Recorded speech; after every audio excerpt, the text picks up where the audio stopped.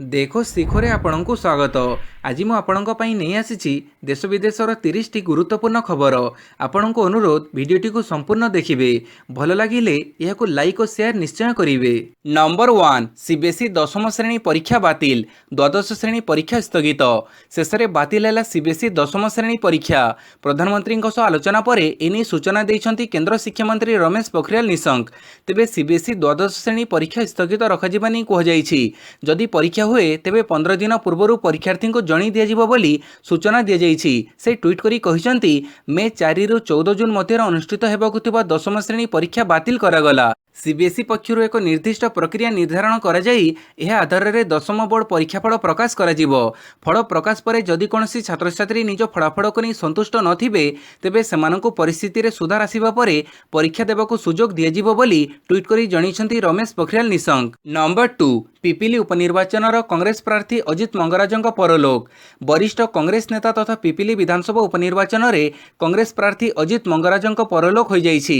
Covid positive ଚିହ୍ନଟ ହେବା ପରେ ସେ ରାଜଧାନୀ ଭୁବନେଶ୍ୱର ସ୍ଥିତ ଆପୋଲୋ ହସ୍ପିଟାଲରେ ଚିକିତ୍ସିତ ହେଉଥିଲେ। କିଛି ଦିନ ଧରି ତାଙ୍କର ସ୍ୱାସ୍ଥ୍ୟାବସ୍ଥା ଗୁରୁତର ଥିବାରୁ ତାଙ୍କୁ ଭେଣ୍ଟିଲେଟରରେ ରଖାଯାଇଥିଲା।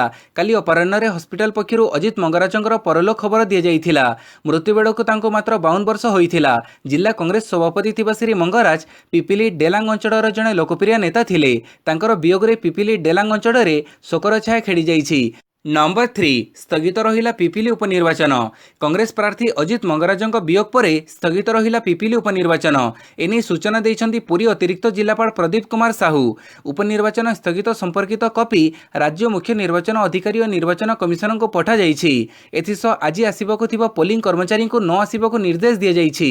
ତେବେ ନିର୍ବାଚନ କମିଶନଙ୍କ କାର୍ଯ୍ୟାଳୟରୁ ପରବର୍ତ୍ତୀ ସୂଚନା ଆସିବା ପରେ ଯାହା କିଛି ନିଷ୍ପତ୍ତି ନିଆଯିବ ବୋଲି ପୁରୀ ଅତିରିକ୍ତ ଜିଲ୍ଲାପାଳ ସୂଚନା ଦେଇଛନ୍ତି। ଆସନ୍ତା 17 ତାରିଖରେ ପିପିଲିରେ ଉପନିର୍ବାଚନ ହେବାକୁ ଥିବା ବେଳେ କାଲି କଂଗ୍ରେସ ପ୍ରାର୍ଥୀ ଅଜିତ ମଙ୍ଗରାଜଙ୍କ ଅକାଳ ବିୟୋଗ ହୋଇଛି। ନମ୍ବର 4 ବାୟୁ ପ୍ରଦୂଷଣ ରୋକିବାକୁ ଏନ୍ଜିଟି ଗଠନ କଲେ ଜାତୀୟ ଟାସ୍କଫୋର୍ସ। ଦେଶରେ ଦିନକୁ ଦିନ ବାୟୁ ପ୍ରଦୂଷଣ ସାଂଘାତିକ ରୂପ ନେଉଛି। ଭାରତରେ ବାର୍ଷିକ 1.5 ନିୟୁତ ଲୋକ ବାୟୁ ପ୍ରଦୂଷଣ ଯୋଗୁଁ ପ୍ରାଣ ହରାଉଛନ୍ତି। ଏହାକୁ ଦୃଷ୍ଟିରେ ରଖି ଜାତୀୟ ଗ୍ରୀନ୍ ଟ୍ରିବ୍ୟୁନାଲ 8 ଜଣିଆ ଜାତୀୟ ଟାସ୍କଫୋର୍ସ ଗଠନ କରିଛନ୍ତି। ଏନ୍ଟିଏ ବାୟୁ ପ୍ରଦୂଷଣ ଉପରେ ନଜର ରଖିବା ସହ ଏହାକୁ ହ୍ରାସ କରିବା ପାଇଁ ନିଆଯାଇଥିବା ପଦକ୍ଷେପଗୁଡ଼ିକୁ ତର୍ଜମା କରିବ। ଏନ୍ଜିଟି ଗଠନ କରିଥିବା ଏନ୍ଟିଏର ମୁଖ୍ୟ ଜଙ୍ଗଲ ଓ ପରିବେଶ ମୁଖ୍ୟାଳୟର ସଚିବ ରହିବେ। ଏଥିରେ ନଗର ଉନ୍ନୟନ, ସଡ଼କ ପରିବହନ, ପେଟ୍ରୋଲିୟମ, ଶକ୍ତି, କୃଷି, ସ୍ୱାସ୍ଥ୍ୟ ମନ୍ତ୍ରଣାଳୟର ସଦସ୍ୟ ଓ କେନ୍ଦ୍ରୀୟ ପ୍ରଦୂଷଣ ନିୟନ୍ତ୍ରଣ ବୋର୍ଡର ଅଧ୍ୟକ୍ଷ ନୋମିନି ଭାବେ କାର୍ଯ୍ୟ କରିବେ। ପାଣିପାଗ ସୂଚନା ଆଉ 2 ଦିନ କାଳବୈଶାଖୀ ଜାରି ହେଲା ୟେଲୋ ୱାର୍ଣ୍ଣିଂ। ରାଜ୍ୟରେ ପୁଣି ବଢ଼ିବାରେ ଲାଗିଛି ଗ୍ରୀଷ୍ମ ପ୍ରବାହ। କାଲି 5ଟି ସହରର ତାପମାତ୍ରା 40 ଡିଗ୍ରୀ ଅତିକ୍ରମ କରିଥିବା ବେଳେ ଝାରସୁଗୁଡ଼ାରେ ସର୍ବୋଚ୍ଚ ତାପମାତ୍ରା 41.2 ଡିଗ୍ରୀ ରେକର୍ଡ ହୋଇଛି। ଆସନ୍ତା 2 ଦିନ ଧରି ରାଜ୍ୟର କିଛି ସ୍ଥାନରେ କାଳବୈଶାଖୀ ବର୍ଷା ହେବାର ସମ୍ଭାବନା ରହିଛି। ଆଜି ରାଜ୍ୟର 11 ଜିଲ୍ଲାରେ ୟେଲୋ ୱାର୍ଣ୍ଣିଂ ଜାରି କରାଯାଇଛି। ଆଜି କୋରାପୁଟ, ନବରଙ୍ଗପୁର, ନୂଆପଡ଼ା, ବଲାଙ୍ଗୀର, ବରଗଡ଼, ସମ୍ବଲପୁର, ଝାରସୁଗୁଡ଼ା, ସୁନ୍ଦରଗଡ଼, ଦେବଗଡ଼, କେଉଁଝର ଓ ମୟୂରଭଞ୍ଜରେ ଘଣ୍ଟା ପ୍ରତି 30ରୁ 40 କିଲୋମିଟର ବେଗରେ ପବନ ବହିବା ସହ ଝଡ଼ ବର୍ଷା ହେବ। ଏଣୁ ଏସବୁ ଜିଲ୍ଲା ପାଇଁ ୟେଲୋ ୱାର୍ଣ୍ଣିଂ ଜାରି କରିଛି ଆଞ୍ଚଳିକ ପାଣିପାଗ କେନ୍ଦ୍ର। ରାଜ୍ୟରେ ଆସନ୍ତା 4ରୁ 5 ଦିନ ପର୍ଯ୍ୟନ୍ତ ରାଜ୍ୟରେ ତାତି ଏହିଭଳି ରହିବ। ନମ୍ବର 6 ଜିଆଇଓଏମ୍ ଭିମ୍ସର ଶୁଭାରମ୍ଭ କଲେ ମୁଖ୍ୟମନ୍ତ୍ରୀ। ଏଣିକି ଓଡ଼ିଶା ଖଣିଜ ନିଗମ ଓଏମ୍ସିରୁ ଭେଣ୍ଡରମାନେ ପ୍ରଯୁକ୍ତିବିଦ୍ୟା ସହାୟତାରେ ସ୍ୱୟଂକ୍ରିୟ ପଦ୍ଧତିରେ ଖଣିଜ କଞ୍ଚାମାଲ ପାଇପାରିବେ। କାଲି ଏନେଇ ମୁଖ୍ୟମନ୍ତ୍ରୀ ନବୀନ ପଟ୍ଟନାୟକ ଜିଆଇଓଏମ୍ ଓ ଭିମ୍ସ ପରି 2ଟି ଆଇଟି ବ୍ୟବସ୍ଥାର ଶୁଭାରମ୍ଭ କରିଛନ୍ତି। ଏହା ସହିତ ଓଏମ୍ସିର କନିଷ୍ଠ ବର୍ଗରେ 100 ଜଣ କାର୍ଯ୍ୟନିର୍ବାହୀ ସହାୟକଙ୍କୁ ନିଯୁକ୍ତି ପ୍ରଦାନ କରାଯାଇଛି। ଏହି ଅବସରରେ ମୁଖ୍ୟମନ୍ତ୍ରୀ ଗନ୍ଧମାର୍ଦ୍ଦନ ଲୁହପଥର ଖଣିରୁ ଖଣି ଚାଲାଣ ବ୍ୟବସ୍ଥାକୁ ସ୍ୱୟଂକ୍ରିୟ ଅର୍ଥାତ୍ ଜିଆଇଓଏମ୍ କରାଯାଇଛି। ଫଳରେ ନିର୍ଦ୍ଧାରିତ ସମୟରେ ଲୁହପଥର ଚାଲାଣ ବିକ୍ରି କ୍ଷେତ୍ରରେ ଗୁଣାତ୍ମକ ମାନ ଆସିବା ସହିତ ସ୍ୱଚ୍ଛତା ବଜାୟ ରହିବ। ସେହିପରି ଓଏମ୍ସି ଠାରୁ ଲୁହପଥର ଓ ଅନ୍ୟ ଖଣିଜ ପଦାର୍ଥ କିଣିବାକୁ ଇଚ୍ଛୁକ ଗ୍ରାହକମାନେ ଭେଣ୍ଡର ଇନଭଏସ୍ ମ୍ୟାନେଜମେଣ୍ଟ ସିଷ୍ଟମ ଅର୍ଥାତ୍ ଭିମ୍ସ ଜରିଆରେ ଅନଲାଇନରେ ବୁକ୍ କରିବା ସହିତ ନିର୍ଦ୍ଧାରିତ ସମୟରେ ଅର୍ଥ ପୈଠ କରିପାରିବେ। ନମ୍ବର 7 କୋଭିଡ୍ ହଟସ୍ପଟ୍ ପାଲଟିଗଲାଣି କୁମ୍ଭମେଳା, ମୁହଁ ଖୋଲୁନାହାନ୍ତି ସରକାର। ଉତ୍ତରାଖଣ୍ଡର ହରିଦ୍ୱାରରେ ଚାଲିଥିବା କୁମ୍ଭମେଳା ଏବେ କୋଭିଡ୍ ହଟସ୍ପଟ୍ ପାଲଟିଗଲାଣି। ଏଠାକୁ ବୁଡ଼ ବା ସାହି ସ୍ନାନ କରିବାକୁ ଲକ୍ଷାଧିକ ସନ୍ଥ ବା ଶ୍ରଦ୍ଧାଳୁ ଆସୁଥିବାରୁ ମହାମାରୀ ହୁ ହୁ ହୋଇ ମାଡ଼ିଲାଣି। ଗୋଟିଏ ଦିନ ପୂର୍ବରୁ 102 ଜଣ ଶ୍ରଦ୍ଧାଳୁ କୋଭିଡ୍-19ରେ ଆକ୍ରାନ୍ତ ହୋଇଥିବା ବେଳେ 20 ଜଣ ସନ୍ଥଙ୍କ ରିପୋର୍ଟ ପଜିଟିଭ୍ ଆସିଛି। ତଥାପି ଗଙ୍ଗା ନଦୀରେ ବୁଡ଼ ପକାଇବାକୁ ଲକ୍ଷାଧିକ ଲୋକଙ୍କ ସମାଗମ ହେବାରେ ଲାଗିଛି। ହେଲେ ମହାକୁମ୍ଭ ମେଳାରେ ଯୋଗ ଦେଉଥିବା ଧର୍ମଗୁରୁମାନେ ନିଜର ଟେଷ୍ଟ କରିବାକୁ ମନା କରୁଛନ୍ତି। କେହି ବି ମାସ୍କ ପିନ୍ଧୁନାହାନ୍ତି ଓ ସାମାଜିକ ଦୂରତ୍ୱ ନିୟମକୁ ଖୋଲାଖୋଲି ଭାବେ ଉଲ୍ଲଂଘନ उल्लंघन करिबारे लागिछंती। ଏହା ସତ୍ତ୍ୱେ ମଧ୍ୟ ପ୍ରଶାସନ କୁମ୍ଭମେଳାକୁ ବନ୍ଦ କରୁନାହିଁ। ସେହିପରି କଟକଣା ମାନୁନଥିବା ଲୋକଙ୍କ ବିରୋଧରେ କୌଣସି କାର୍ଯ୍ୟାନୁଷ୍ଠାନ ଗ୍ରହଣ କରୁନାହିଁ। ଗତ ବର୍ଷ ଏହି ସମୟରେ ଦିଲ୍ଲୀର ନିଜାମୁଦ୍ଦିନରେ ଆୟୋଜିତ ମରକଜ ବେଳେ ଏମିତି କୋଭିଡ ସଂକ୍ରମଣ ବ୍ୟାପିଥିଲା। କେନ୍ଦ୍ର ସରକାର ମରକଜ ପାଇଁ ସଂକ୍ରମଣ ବ୍ୟାପିଲା ବୋଲି କହିଥିଲେ, କିନ୍ତୁ ଏଯାଏଁ କେନ୍ଦ୍ର ସରକାର କୁମ୍ଭମେଳାକୁ ନେଇ ମୁହଁ ଖୋଲୁନାହାନ୍ତି। ନମ୍ବର 8 କୋଭିଡ ସଂକ୍ରମଣ ବୃଦ୍ଧି ଭାରତୀୟ ଅର୍ଥନୀତିକୁ ପ୍ରଭାବିତ କରିପାରେ, କହିଲା ମୁଡିସ୍। ଭାରତରେ କୋଭିଡର ଦ୍ୱିତୀୟ ପର୍ଯ୍ୟାୟ ସଂକ୍ରମଣ ଦ୍ରୁତ ଗତିରେ ମାଡ଼ି ଚାଲିଥିବା ବେଳେ ବିଭିନ୍ନ ଅଞ୍ଚଳରେ ପୁନଃ ଲକଡାଉନ୍ ଆରମ୍ଭ ହୋଇଛି। ଏହି କାରଣରୁ ଦେଶର ଅର୍ଥନୈତିକ କାର୍ଯ୍ୟକଳାପ ଏବଂ ଉପଭୋକ୍ତାଙ୍କ ଖର୍ଚ୍ଚ କରିବାର କ୍ଷମତା ଉପରେ ପ୍ରତିକୂଳ ପ୍ରଭାବ ପଡ଼ିବା ଆଶଙ୍କା ଦେଖାଦେଇଛି। ଗତବର୍ଷ ତୁଳନାରେ ଚଳିତ ବର୍ଷ ନିର୍ଦ୍ଦିଷ୍ଟ ଅଞ୍ଚଳରେ ଲକଡାଉନ୍ ଲାଗୁ କରାଯିବା ଏବଂ ଶିଳ୍ପ କୃଷି ଭଳି କାର୍ଯ୍ୟକୁ ଏଥିରୁ ବାଦ୍ ଦିଆଯିବା ଦ୍ୱାରା ଅର୍ଥନୀତି ଉପରେ ଯେତିକି ପ୍ରତିକୂଳ ପ୍ରଭାବ ପଡ଼ିବା କଥା ତାହା କମ୍ ରହିବ ବୋଲି ବିଶ୍ୱସ୍ତରୀୟ ରେଟିଂ ସଂସ୍ଥା ମୁଡିସ୍ ପକ୍ଷରୁ ତାହାର ରିପୋର୍ଟରେ କୁହାଯାଇଛି। 2021-22 ଆର୍ଥିକ ବର୍ଷରେ ଭାରତର ଅର୍ଥନୈତିକ ଅଭିବୃଦ୍ଧି 13.7% ହେବା ସମ୍ଭାବନା ରହିଛି ବୋଲି ମୁଡିସ୍ ପକ୍ଷରୁ ତାହାର ଫେବୃଆରୀ ରିପୋର୍ଟରେ କୁହାଯାଇଥିଲା। ଏହା ମଧ୍ୟ କହିଛି ଯେ କୋଭିଡର ଦ୍ୱିତୀୟ ପର୍ଯ୍ୟାୟ ସଂକ୍ରମଣ ପରିପ୍ରେକ୍ଷୀରେ ଏହି ଆକଳନରେ ହ୍ରାସ କରାଯାଇପାରେ। ନମ୍ବର 9 ଭୁବନେଶ୍ୱରରେ କାର୍ଯ୍ୟକ୍ଷମ ହେଲା ଆଦିତ୍ୟ ଅଶ୍ୱିନୀ କୋଭିଡ ହସ୍ପିଟାଲ। ରାଜଧାନୀ ଭୁବନେଶ୍ୱରରେ କାଲି କୋଭିଡ ସଂକ୍ରମିତଙ୍କ ସଂଖ୍ୟା 300 ଅତିକ୍ରମ କରିଥିବା ବେଳେ ଆଦିତ୍ୟ ଅଶ୍ୱିନୀ ହସ୍ପିଟାଲ ଏବଂ ସମ୍ କୋଭିଡ ହସ୍ପିଟାଲକୁ କାଲିଠୁ କାର୍ଯ୍ୟକ୍ଷମ କରାଯାଇଛି ବୋଲି ବିଏମ୍ସି ସୂଚନା ଦେଇଛି। ବିଏମ୍ସିର ସୂଚନା ଅନୁସାରେ କୋଭିଡ ସଂକ୍ରମିତଙ୍କ ସଂଖ୍ୟା ବୃଦ୍ଧି ପାଉଥିବା ବେଳେ ଏହାର ମୁକାବିଲା ପାଇଁ ସବୁ ପ୍ରକାରର ପଦକ୍ଷେପ ନିଆଯାଉଛି। ଆଇସିୟୁ ସହ ମୋଟ 150 ବେଡ୍ ବିଶିଷ୍ଟ କୋଭିଡ ହସ୍ପିଟାଲ କାର୍ଯ୍ୟକ୍ଷମ ହୋଇଛି। ସମ୍ କୋଭିଡ ହସ୍ପିଟାଲର ବେଡ୍ ସଂଖ୍ୟା 250ରୁ 500କୁ ବୃଦ୍ଧି କରାଯାଇଥିବା ବେଳେ ପଟିଆରେ 60, ଡୁଡୁମାରେ 45ଟି ବେଡ୍ରେ କୋଭିଡ କେୟାର ହସ୍ପିଟାଲ ଖୋଲିବ। ନମ୍ବର 10 ରାଜସ୍ଥାନରେ ଶୁକ୍ରବାର ଠାରୁ 12 ଘଣ୍ଟିଆ କର୍ଫ୍ୟୁ, ସନ୍ଧ୍ୟା 5ରୁ ମାର୍କେଟ ବନ୍ଦ। କୋଭିଡ ସଂକ୍ରମଣ ଚିନ୍ତା ବଢ଼ିବାରେ ଲାଗିଛି। ରାଜସ୍ଥାନରେ କୋଭିଡ ସ୍ଥିତି ଉତ୍କଟ ହେଉଥିବାରୁ ସରକାର ବଡ଼ ଘୋଷଣା କରିଛନ୍ତି। ଶୁକ୍ରବାର ଠାରୁ ରାଜ୍ୟର ସବୁ ସହରରେ 12 ଘଣ୍ଟିଆ କର୍ଫ୍ୟୁ ଲାଗିବ। ସନ୍ଧ୍ୟା 6ଟାରୁ ସକାଳ 6ଟା ଯାଏଁ କେବଳ ଜରୁରୀ ସେବାକୁ ଛାଡ଼ି ଆଉ ସବୁକିଛି ବନ୍ଦ ରହିବ। ଏହି ସମୟରେ କେହି ବି ବାହାରକୁ ବାହାରି ପାରିବେ ନାହିଁ। ଏପ୍ରିଲ 30 ଯାଏଁ ଏହି ନିୟମ କାର୍ଯ୍ୟକାରୀ ହେବ। କୋଭିଡ ଚେନ୍କୁ ଭାଙ୍ଗିବା ପାଇଁ ସରକାର ଏଭଳି ନିଷ୍ପତ୍ତି ନେଇଛନ୍ତି।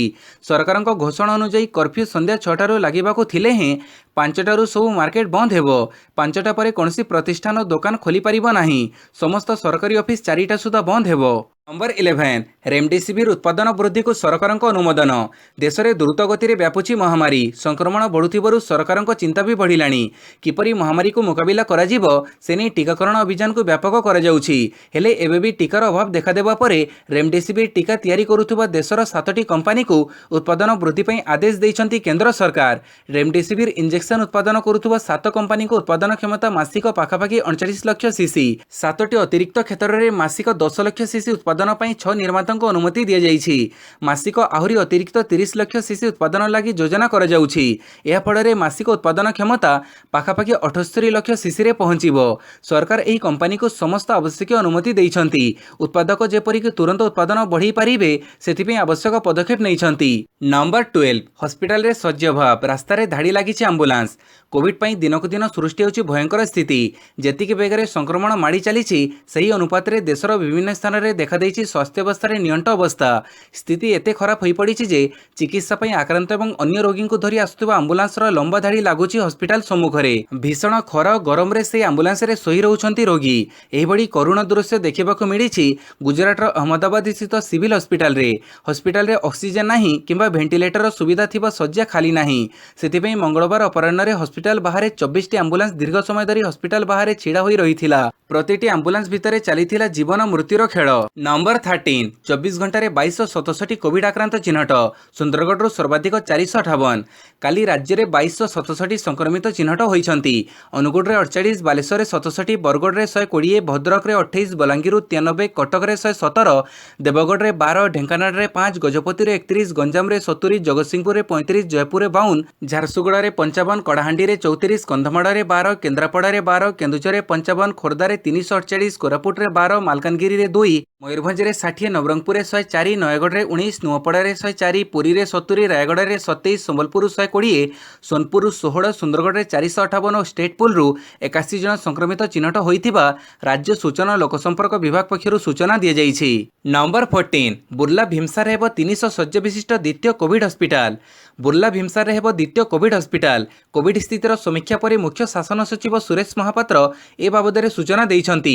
पश्चिम ओडिशा रे संक्रमण बढ़ुथिबा बेले काली संबलपुर जाई स्थिति समीक्षा करिसेंती मुख्य शासन सचिव सुरेश महापात्र। बुर्ला भीमसार थिबा कोविड हस्पिटाल को बुली देखिबा परे मुख्य शासन सचिव कहिसेंती जे बुर्ला भीमसार 300 शଯ୍ୟା विशिष्ट आउ एक कोविड हस्पिटाल करा जिवो। ए 300 शଯ୍ୟା को 250 टी बेड रे अम्लजान सुविधा रहिबो आउ 50 टी आईसीयू बेड रहिबो। 10 दिन मध्य यह प्रस्तुत हो जिवो बोली कहिसेंती। नंबर 15 ताइवान प्रसंग में हस्तक्षेप कले विपदरे पड़िबो। अमेरिका को चीन सतर्कवाणी। ताइवान प्रसंग में हस्तक्षेप बंद करने लगी युक्तराष्ट्र अमेरिका को सतर्क सूचना देव सह ताइवान सरकारी अधिकारी सहित युक्तराष्ट्र अमेरिकार सरकारी अधिकारी माने अबाधरे देखा साक्षात करने प्रसंग पर मध्य आपत्ति उठेछि। चीन कहिछि जे ताइवान प्रसंग में हस्तक्षेप कले असुविधारे पड़िबो। सूचनायोग्य ताइवान को चीन निज देशर अंश बोली दाबी करि आसुछि। स्वयंशासित ताइवान सह संपर्क निबिड़ करने लगी शुक्रवार दिन युक्तराष्ट्र अमेरिकार वैदेशिक विभाग निष्पत्ति ग्रहण करिबा परे चीन ताइवान चारिपटे सामरिक कार्यकलाप बढ़ाई देइछि। ताइवान रो एयर डिफेन्स जोन भितरकू मध्य प्राय दैनिक चीन वायुसेनार विमान अनुप्रवेश करुछि। नंबर 16 गठन है श्री वल्लभ पाणिग्राही सुनंदा पाणिग्राही फाउंडेशन। कांग्रेसर प्रख्यात नेता पूर्वतन मंत्री और सांसद ट्रेड यूनियन नेता श्री वल्लभ पाणिग्राही स्मृति में गठन होइछि श्री वल्लभ पाणिग्राही सुनंदा पाणिग्राही फाउंडेशन। यह फाउंडेशन को प्रदेश कांग्रेस कमिटी सभापति निरंजन पट्टनायक निज बासभवन में अनुष्ठित एक स्वतंत्र कार्यक्रम में शुभ उद्घाटन करिसेंती। एही फाउंडेशन अनग्रसर शिशु मानकु शिक्षा प्रदान नहीं कार्य करिवो। नंबर 17 फकीरमोहन विश्वविद्यालय कुलपति इस्तीफा। बालेश्वर स्थित फकीरमोहन विश्वविद्यालय कुलपति प्रोफेसर दीनबंधु साहू इस्तीफा देइछंती। गत 8 तारिख में प्रोफेसर साहू राज्यपाल तथा विश्वविद्यालय कुलाधिपति प्रोफेसर गणेश लाल को भेटी इस्तीफापत्र प्रदान करथिया बेले राज्यपाल ताहाकू काली ग्रहण करिसेंती। एथिसह राजभवन पक्षरु एनै काली विधिबद्ध विज्ञप्ति जारी कर जाइछि। नूतन कुलपति नियुक्ति हेबा पर्यंत बारिपदा स्थित महाराजा श्री रामचंद्र भंजदेव विश्वविद्यालय कुलपति प्रोफेसर किशोर बासा भारप्राप्त दायित्व में रहिबे। नियमित कुलपति जोगदेवा पर्यंत नहेले आसंता 3 मास पर्यंत प्रोफेसर बासा दायित्व तुलेइबे। नंबर 18 कोलकाता एंट्री पई 4 राज्यर यात्रींक पई कोविड नेगेटिव रिपोर्ट बाध्यतामूलक। द्रुत हार में वृद्धि पाई चलिथिबा कोविड मामला को दृष्टि में रखी कोलकाता विमानबंदर कर्तृपक्ष कालीठारू 4 राज्यर यात्री मानक पई कोविड नेगेटिव रिपोर्ट को बाध्यतामूलक कर देइछंती। एणिकी महाराष्ट्र कर्नाटक केरल और तेलंगाना यात्री मानक पई कोविड-19 नेगेटिव रिपोर्ट को बाध्यतामूलक कराजिबा सह सांगरे रिपोर्ट नथिले विमानबंदर मध्य को प्रवेश किंबा प्रस्थान अनुमति मिलिबो नाही बोली विमानबंदर कर्तृपक्ष ट्वीट करी कहिसंती। नंबर 19 सेप्टेम्बर सुधा अफगानिस्तान रो नाटो सैन्य प्रत्याहार। अफगानिस्तान रे मुतयन होइतिबा नाटो सैन्य माने सेठारु फेरी आसिबे। अमेरिका उक्त राष्ट्ररु सैन्य प्रत्याहार करबाको निष्पत्ति नेबा परे नाटो मध्य ताहार सैन्य मानकु सेठारु फेरी आनिबाको स्थिर करिछि। ए संपर्क रे प्रकाश करी जर्मन रो प्रतिरक्षा मंत्री आनिग्रेट क्राम्प कारेनबाउर कहिसंती नाटोर समस्त सदस्य राष्ट्रगुड़िक एथिरे आपाततः राजी होइछंती। एही प्रक्रिया चलित वर्ष सेप्टेम्बर आरंभ हेबो बोली से कहिसंती। सूचनायोग्य जे अफगानिस्तान रे अमेरिकार 2500 एवं नाटोर 9600 सैन्य अछंती। नंबर 20 प्रति संध्या 7टारे पुणी थे प्रसारित होगा रामायण। गत वर्ष लॉकडाउन समय लोकों मनोरंजन एक बलिष्ठ माध्यम पाल्टी रामानंद सागर शो रामायण एवं बीआर चोप्रा महाभारत।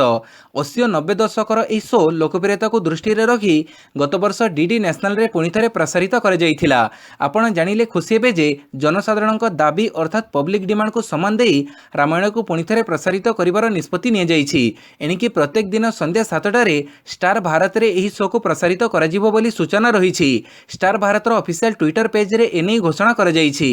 नंबर 21 जून रु सुना हॉलमार्किंग बाध्यतामूलक। चलित वर्ष जून 1 रु सुना गहणार हॉलमार्किंग बाध्यतामूलक कराजिबो। एही नियम को कड़ाकड़ी भाव कार्यकारी करिबा पई सरकार प्रस्तुत हेउछंती। हॉलमार्किंग हेउछि सुनार शुद्धता सर्टिफिकेट सदृश। वर्तमान यह स्वच्छाधीन रहिछि। चलित वर्ष जनवरी 15 रु सुना गहणार हॉलमार्किंग बाध्यतामूलक करिबा विषय 2019 नवेम्बर रे सरकार घोषणा करिथिले। मात्र महामारी प्रभाव को दृष्टि में रखी सही समय सीमा को 4 मास वृद्धि कर जाइछि। एही नियम को विलंबरे लागू करिबा लागि गहना प्रतिष्ठान गुड़िक सरकार को अनुरोध करथिले। जून 1 रु गहना बिक्री करुथिबा संस्था गुड़िक केवल 14, 18, 22 कैरेट सुना गहना बिकी पारिबे। हॉलमार्किंग लागू करिबा लागि गहना प्रतिष्ठान गुड़िक 1 वर्ष रु अधिक समय मिलिछि। सेमानको ब्यूरो ऑफ इंडियन स्टैंडर्ड रे निजको पंजीकृत करिबाको पड़िबो। नंबर 22 भारत में प्रथम थर रेकर्ड संख्यक कोविड-19 आक्रांत चिन्हट। महामारी व्यापीबा दिनठारु काली दैनिक संक्रमण संख्या प्रथम करी 1.8 लाख टपिबा सह देश में समुदाय संक्रमण संख्या 1.38 कोटी अतिक्रम करि जाइछि। केंद्र स्वास्थ्य मंत्रालय तथ्य अनुसार बुधवार सुधा समग्र देश में 24 घंटा मध्य 1,84,372 भाइरस जनित नूतन संक्रमण और 1,027 मृत्यु रेकर्ड कर गत 24 घंटे चिन्हट होइतिबा नूतन आक्रांत को मिसई देश में समुदाय संक्रमितों संख्या 1,38,73,825 पहुंची। नंबर 23 सीबीआई निकट में हाजर हेले अनिल देशमुख। महाराष्ट्र पूर्वतन गृहमंत्री अनिल देशमुख बुधवार सीबीआई निकट में हाजर होइछंती।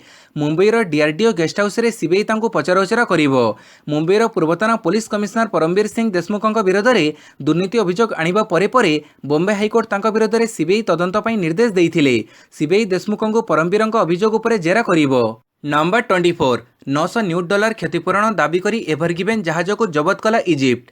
प्राय एक सप्ताह विश्व वाणिज्य को विपर्यस्त करी इजिप्ट सुएज केनाल को अवरोध करिथिबा प्रकांड पण्यवाही पोत एभरगिवेन को अदालतों आदेश क्रमे इजिप्ट जबत करिछि। क्षतिपूरण बाबद को यार मालिक $900 न्यूट देबा पई इजिप्ट कहिछि। धूड़ीझड़ जोगु 2 लाख टन ओजन विशिष्ट एमवी एभरगिवेन मार्च 23 तारिख दिन विश्व वाणिज्यर प्रमुख जड़पथ सुएज केनाल रे लाखि जाइथिला। जड़पथ अवरोध जोगु इजिप्ट दैनिक 12 ରୁ 15 न्यूट राजस्व हरैछि बोली केनाल कर्तृपक्ष दाबी करिसंती। सुएज केनाल कर्तृपक्षक मुख्य ओसामा राबी कहिसंती $900 न्यूट देई पारि नथिबारु एमवी एभरगिवेन को जबत कर जाइछि। नंबर 25 सरकारी डाक्तरखाना 320 डोज कोवैक्सीन चोरी।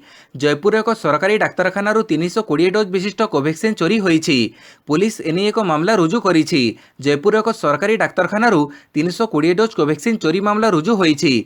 शीतल भंडाररू टीका केन्द्र को परिवहन बेले एगुड़िक चोरी होइथिला। संक्रमण देश में आतंक सृष्टि करुथिबा बेले डाक्तरखाना टीका चोरी हेबा खबर आसिछि। नंबर 26 उत्तर प्रदेश मुख्यमंत्री योगी आदित्यनाथ कोविड-19 पॉजिटिव। उत्तर प्रदेश मुख्यमंत्री योगी आदित्यनाथ कोविड-19 पॉजिटिव होइतिबा कथा जना पड़ी। ट्वीट करी मुख्यमंत्री योगी आदित्यनाथ लिखिछंती प्रारंभिक लक्षण देखादेबा क्षणी मु कोविड-19 परीक्षा करिबारु रिपोर्ट पॉजिटिव आसिला। मु एकांतवास रे रही डाक्तर मानक परामर्श मानि चढुछि। एबे समस्त कार्य वर्चुअल जरिया रे करूछि। मंगलवार दिन मुख्यमंत्री कार्यालय केते जण कर्मचारी कोविड-19 पॉजिटिव होइतिबा जना पड़िबा परे योगी आदित्यनाथ एकांतवास आरंभ करथिले। नंबर 27 मैच छड़ाई नेले शाहबाज। रोमांचकर विजय सह टॉप रे आरसीबी। रॉयल चैलेंजर्स बांग्लोर घातक बोलिंग आगे घाइला है सनराइजर्स हैदराबाद। विशेषकर युव बोलर शाहबाज अहमद गोटी ओवर 3टी सफलता सनराइजर्स मुहरु मैच छड़ाई आनी। आरसीबी द्वारा धार्य 150 रन टार्गेट पिछा करुवा हैदराबाद टीम 9 विकेट हरई 143 रन कर सक्षम होइछि। एथिसह रॉयल चैलेंजर्स बांग्लोर शेष में सनराइजर्स हैदराबाद को 6 रन परास्त करिछि। नंबर 28 जिम्बाब्वे क्रिकेटर हिथ स्ट्रिक 8 वर्ष पई बासंद। अंतर्जातीय क्रिकेट काउंसिल जिम्बाब्वेर पूर्वतन अधिनायक तथा कोच हिथ स्ट्रिक को 8 वर्ष पई बासंद करिछि। 2029 मार्च 27 पर्यंत से क्रिकेट सह कौन प्रकार जोड़ी होई पारिबे नाही। आईसीसी दुर्नीति निवारण नियम उल्लंघन करिथिबा जोगु से दंडित होइछंती। 2016 ରୁ 18 मध्य जातीय दल एवं क्लब सहित जड़ित थिबा बेले दुर्नीति रे लिप्त थिले। एपरिकी मैच फिक्सिंग करिबा पई खेलाड़ी माननकु बुकी सहित भेट करैथिले। 2018 रे कोलकाता नाइट राइडर्स दलर बोलिंग कोच थिबा बेले से दलर भितरिया तथ्य बाहर प्रकाश करिथिले। नंबर 29 कोहली को टपी विश्वर 1 नंबर दिनिकिया बैट्समैन हेले बाबर आजम। भारतीय क्रिकेट दलर अधिनायक विराट कोहली को हटई पाकिस्तान क्रिकेट दलर अधिनायक बाबर आजम विश्वर 1 नंबर एक दिवसीय बैट्समैन मान्यता पाइछंती। आईसीसी पक्षर प्रकाशित सद्यतम मान्यता तालिका अनुसार 865 पॉइंट पाई बाबर 1 नंबर स्थान में थिबा बेले 857 पॉइंट पाई कोहली 2 नंबर स्थान में रहिछंती। तृतीय स्थान में भारतर विस्फोरक ओपनर रोहित शर्मा रहिछंती। से 825 पॉइंट पाइछंती। सेहीपरि चतुर्थ रे न्यूजीलैंडर रॉस टेलर और पंचम रे ऑस्ट्रेलिया आरएन फिंच अछंती। नंबर 30 चतुर्थ थर रिचार्ड हार्डली पदक जीतिले विलियमसन। न्यूजीलैंड अधिनायक केम विलियमसन मंगलवार वर्षर श्रेष्ठ अंतर्जातीय टेस्ट खेलाड़ी पुरस्कार सह सम्मानजनक सार रिचार्ड हार्डली पदक करायत्त करिसंती। गत 6 वर्ष रे यह तांकर चतुर्थ पदक। न्यूजीलैंड क्रिकेट पक्षरु डिजिटल माध्यम प्रदान करा जायथिबा 2020-21 वर्षर पुरस्कार उत्सव रे महिला ऑलराउंडर आमेलिया केर और उदीयमान तारका डेभन कनुए जुगड़ सम्मान लाभ करथिले। कनुए दिनिकिया 2020 अंतर्जातीय खेलाड़ी पुरस्कार जीतिथिले। केरों को ड्रीम 11 सुपर स्माश और अंतर्जातीय 2020 महिला पुरस्कार मिली। भिडियोटी को संपूर्ण देखि बहुत बहुत धन्यवाद।